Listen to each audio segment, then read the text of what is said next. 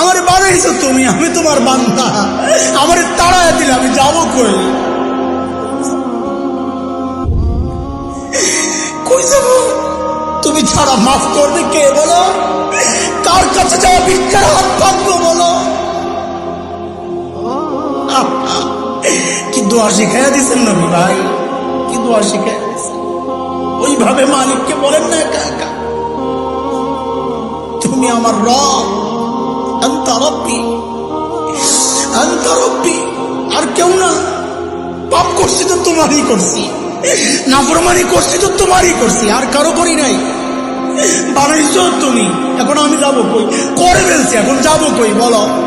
কি সুন্দর কথা।